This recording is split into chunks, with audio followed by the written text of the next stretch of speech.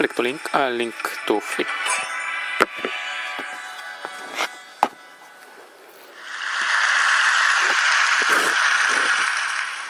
Father Daniel Berrigan once said that writing about prisoners is a little like writing about the dead. I think what he meant is that we treat prisoners as ghosts.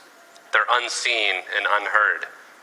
It's easy to simply ignore them, and it's even easier when the government goes to great lengths to keep them hidden. As a journalist, I think these stories of what people in power do when no one is watching are precisely the stories that we need to tell. That's why I began investigating the most secretive and experimental prison units in the United States for so-called second-tier terrorists. The government calls these units Communications Management Units, or CMUs. Prisoners and guards call them Little Guantanamo. They are islands unto themselves, but unlike Gitmo, they exist right here, at home, floating within larger federal prisons. There are two CMUs. One was opened inside the prison in Terre Haute, Indiana, and the other is inside this prison in Marion, Illinois. Neither of them underwent the formal review process that is required by law when they were opened. CMU prisoners have all been convicted of crimes. Some of their cases are questionable, and some involve threats and violence. I'm not here to argue the guilt or innocence of any prisoner. I'm here because, as Supreme Court Justice Thurgood Marshall said, when the prison gates slam shut, prisoners do not lose their human quality. Every prisoner I've interviewed has said there are 3 flecks of light in the darkness of prison: phone calls, letters, and visits from family. CMUs aren't solitary confinement, but they radically restrict all of these to levels that meet or exceed the most extreme prisons in the United States. Their phone calls can be limited to 45 minutes a month compared to the 300 minutes other prisoners receive. Their letters can be limited to 6 pieces of paper. Their visits can be limited to 4 hours per month compared to the 35 hours that people like Olympic Park bomber Eric Rudolph receive in the Supermax.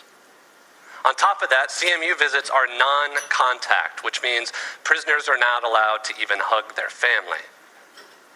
As one CMU prisoner said, "We're not being tortured here, except psychologically."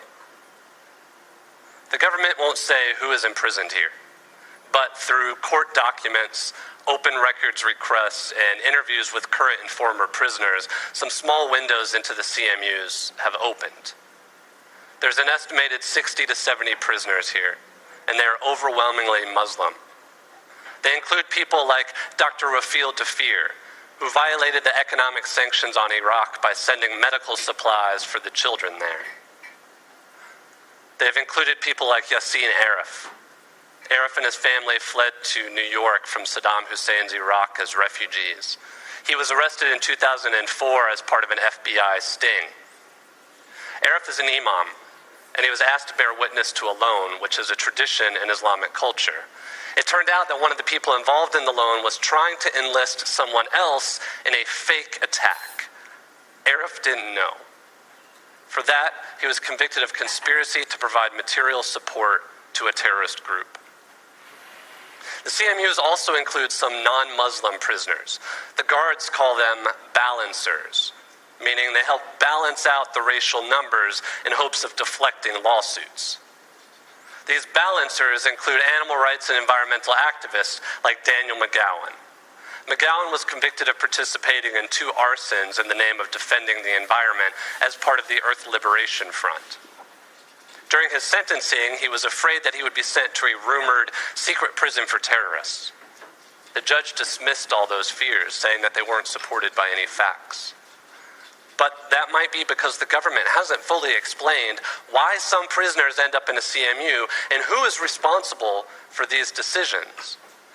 When McGowan was transferred, he was told it's because he is a domestic terrorist, a term the FBI uses repeatedly when talking about environmental activists. Now, keep in mind, there are about 400 prisoners in U.S. prisons who are classified as terrorists, and only a handful of them are in the CMUs. In McGowan's case, he was previously at a low-security prison, and he had no communications violations. So why was he moved? Like other CMU prisoners, McGowan repeatedly asked for an answer, a hearing, or some opportunity for an appeal. This example from another prisoner shows how those requests are viewed. Once a transfer, told him no. At one point, the prison warden himself recommended McGowan's transfer out of the CMU, citing his good behavior, but the warden was overruled by the Bureau of Prisons Counterterrorism Unit, working with the Joint Terrorism Task Force of the FBI. Later, I found out that McGowan was really sent to a CMU not because of what he did, but what he has said. A memo from the Counterterrorism Unit cited McGowan's anti-government beliefs. While imprisoned, he continued writing about environmental issues, saying that activists must reflect on their mistakes and listen to each other. Now, in fairness, if you've spent any time at all in Washington, D.C., you know this is really a radical concept for the government. I actually asked to visit McGowan in the CMU, and I was approved. That came as quite a shock. First, because, as I've discussed on this stage before, I learned that the FBI has been monitoring my work. Second, because it would make me the first and only journalist to visit a CMU. I had even learned through the Bureau of Prisons Counterterrorism Unit that they had been monitoring my speeches about CMUs like this one. So how could I possibly be approved to visit? A few days before I went out to the prison, I got an answer. I was allowed to visit McGowan as a friend, not a journalist. Journalists are not allowed here. McGowan was told by CMU officials that if I asked any questions or published any story, that he would be punished for my reporting. When I arrived for our visit, the guards reminded me that they knew who I was and knew about my work, and they said if I attempted to interview McGowan, the visit would be terminated. The Bureau of Prisons describes CMUs as self-contained housing units. But I think that's an Orwellian way of describing black holes. When you visit a CMU, you go through all the security checkpoints that you would expect, but then the walk to the visitation room is silent. When a CMU prisoner has a visit, the rest of the prison is on lockdown. I was ushered into a small room, so small my outstretched arms could touch each wall. There was a grapefruit-sized orb in the ceiling for the visit to be live monitored by the Counterterrorism Unit in West Virginia. The unit insists that all the visits have to be in English for CMU prisoners, which is an additional hardship for many of the Muslim families. There's a thick sheet of foggy, bulletproof glass, and on the other side was Daniel McGowan. We spoke through these handsets attached to the wall and talked about books and movies. We did our best to find reasons to laugh. To fight boredom and amuse himself while in the CMU, McGowan had been spreading a rumor that I was secretly the president of a Twilight fan club in Washington, D.C. For the record, I'm not. But I kind of hope the FBI now thinks that Bella and Edward are terrorist code names. During our visit, McGowan spoke most and at length about his niece, Lily, his wife, Jenny, and how torturous it feels to never be able to hug them, to never be able to hold their hands. 3 months after our visit, McGowan was transferred out of the CMU, and then, without warning, he was sent back again. I had published leaked CMU documents on my website, and the Counterterrorism Unit said that McGowan had called his wife and asked her to mail them. He wanted to see what the government was saying about him, and for that, he was sent back to the CMU. When he was finally released at the end of his sentence, his story got even more Kafkaesque. He wrote an article for the Huffington Post headline, "Court documents prove I was sent to a CMU for my political speech." The next day, he was thrown back in jail for his political speech. His attorneys quickly secured his release, but the message was very clear. Don't talk about this place. Today, 9 years after they were opened by the Bush administration, the government is codifying how and why CMUs were created. According to the Bureau of Prisons, they are for prisoners with, quote, inspirational significance. I think that is a very nice way of saying these are political prisons for political prisoners. Prisoners are sent to a CMU because of their race, their religion, or their political beliefs. Now, if you think that characterization is too strong, just look at some of the government's own documents. When some of McGowan's mail was rejected by the CMU, the sender was told it's because the letters were intended for political prisoners. When another prisoner, animal rights activist Andy Stepanian, was sent to a CMU, it was because of his anti-government and anti-corporate views. Now, I know all of this may be hard to believe, that it's happening right now and in the United States. But the unknown reality is that the U.S. has a dark history of disproportionately punishing people because of their political beliefs. In the 1960s, before Marion was home to the CMU, it was home to the notorious Control Unit. Prisoners were locked down in solitary for 22 hours a day. The warden said the unit was to, quote, control revolutionary attitudes. In the 1980s, another experiment called the Lexington High Security Unit held women connected to the Weather Underground, Black liberation, and Puerto Rican independence struggles. The prison radically restricted communication and used sleep deprivation and constant light for so-called ideological conversion. Those prisons were eventually shut down, but only through the campaigning of religious groups and human rights advocates like Amnesty International. Today, civil rights lawyers with the Center for Constitutional Rights are challenging CMUs in court for depriving prisoners of their due process rights and for retaliating against them for their protected political and religious speech. Many of these documents would have never come to light without this lawsuit. The message of these groups, and my message for you today, is that we must bear witness to what is being done to these prisoners. Their treatment is a reflection of the values held beyond prison walls. This story is not just about prisoners, it is about us. It is about our own commitment to human rights. It is about whether we will choose to stop repeating the mistakes of our past. If we don't listen to what Father Berrigan described as the stories of the dead, they will soon become the stories of ourselves. Thank you.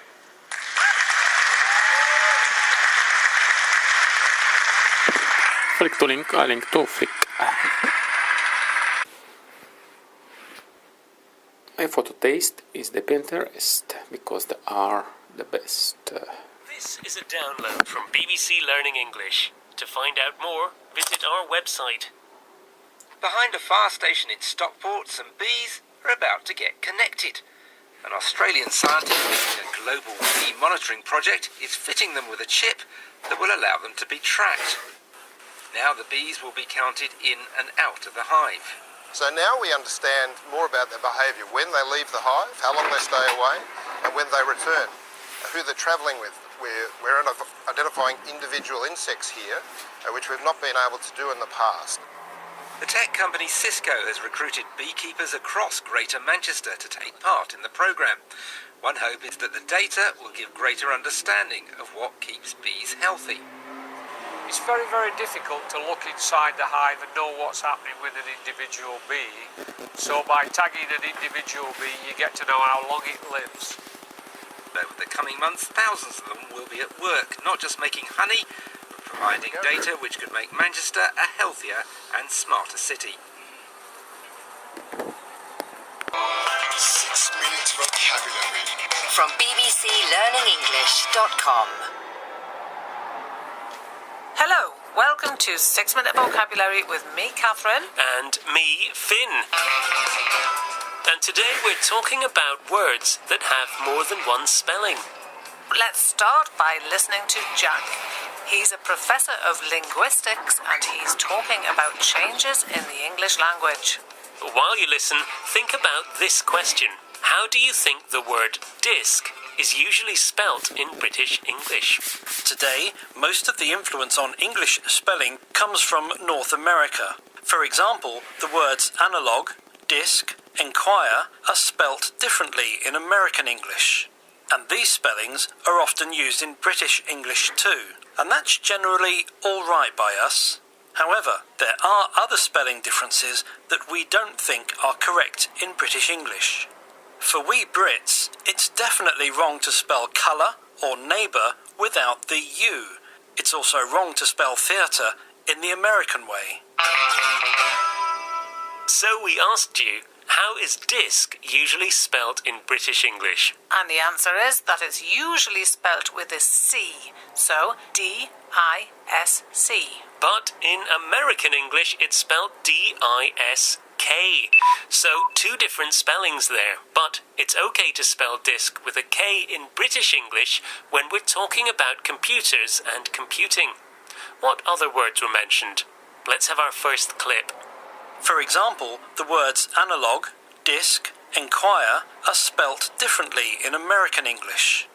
So another computing term there, the word analog, as in analog clock, is spelt A-N-A-L-O-G-U-E in British English. But it's spelt without the U-E in American English, so A-N-A-L-O-G. And there are a few more words with different spellings in American and British English. We're not saying that one spelling is better than another. But it's good to be aware of the differences. Now, the word enquire, meaning to ask about something, usually begins with the letter E in British English, E-N-Q-U-I-R-E. Whereas in American English, it's spelt with an I at the beginning, not an E. Did you notice the word spelt? That's the past participle of the verb spell. Yes, that's spelt, S-P-E-L-T in British English, but in North America they prefer spelled, S-P-E-L-L-E-D. We're happy with both nowadays. You can choose which to use. And it's the same for other verbs like learn, dream and burn. You can say learnt, burned and dreamt with a T at the end, or learned, burned and dreamed with ED. And there's a slight difference in pronunciation there too, isn't there? Yes, even in my best British accent, you can hear the D and T sounds at the end. Burned, burnt. Learned, learnt. Now, some words have two spellings, but it's nothing to do with American influence. Listen to this clip. And that's generally all right by us. And there we heard all right. You can spell that as two words, all and right, or you can spell it as one word, A-L-R-I-G-H-T. It's becoming quite common to see all right as two words, although some people still think that all right as one word is incorrect when you're writing. Other words with two spellings are barbecue, meaning cooking food outdoors, spelt B-A-R-B-E-C-U-E, or B-A-R-B-E-Q-U-E. And there's also racket, as in tennis racket. It's almost always spelt R-A-C-K-E-T, but it can be spelled R-A-C-Q-U-E-T as well. One more clip, please. It's definitely wrong to spell colour or neighbour without the U. So, colour, spelt C-O-L-O-U-R, is C-O-L-O-R in American English. American spelling drops the U in words with O-U in them. And there are a lot of words that end in R-E in British English, but E-R in American English, like theatre, centre and kilometre. 6 minutes vocabulary. From BBC Learning English. And right now, it's quiz time. So here's question number 1. Everybody knows that if you play with fire, you might get burnt. But what are the two possible ways to spell the past participle of the verb burn? They are B-U-R-N-T and B-U-R-N-E-D. Number 2. How do we spell all right when it's one word? A-L-R-I-G-H-T. Number 3. What's the American English spelling of the word flavour? It's F-L-A-V-O-R. without the U. No Well U. done if you got those all right. And before we go, here's a vocabulary tip. If you use a computer to write English, use a spell checker and make sure you set it to your preferred variety of English. There's more about this at bbclearningenglish.com. Bye. 6 minutes vocabulary. From the BBC. This is a download from BBC Learning English.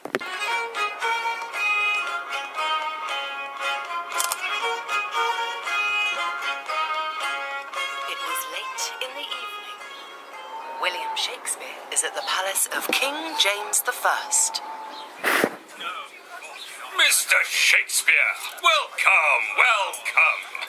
Your Majesty, it is a great honor to perform The Merchant of Venice for you a second time. Oh, the Queen and I enjoyed it so much, we just had to see it again. You fell asleep halfway through, dear. That's why you want to see it again. Nonsense!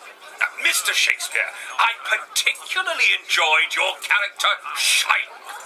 But what was all that about a pound of flesh? Well, Shylock lent some money to the businessman, Antonio. And Antonio promised that if he didn't pay the money back, Shylock could cut a pound of flesh from his body. That's right, that's right. I remember it well now. What did he say? If you repay me not on such a day... If you repay me not on such a day, in such a place, such sum or sums as are expressed in the condition, let the forfeit be nominated for an equal pound of your fair flesh, to be cut off and taken in what part of your body pleaseth me. We'll leave them there for now. A pound of flesh. That's nearly half a kilogram. Modern English speakers use the phrase, a pound of flesh, when someone says they want justice, but the punishment they're asking for is so severe that it seems more like revenge. In the terrible case of US cinema gunman James Holmes, former prosecutor Bob Grant said, The district attorney will argue that although the defendant is mentally ill, he is not insane under the law, and society deserves its pound of flesh from him. I apologized and paid for the repairs after I crashed his car, but it isn't enough for him. He wants his pound of flesh. I think he's going to call the police. Mr. Shakespeare, please tell the king what happens in the end, just in case he falls asleep again. I did not fall asleep. But yes, do tell me. Well, Antonio didn't pay the money back. The court agreed that Shylock could have his pound of flesh.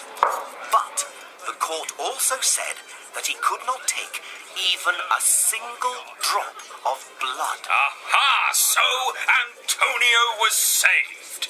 Yes, Your Majesty. Ooh, the play is starting. Now do stay awake this time, dear. To sleep or not to sleep? That is the question.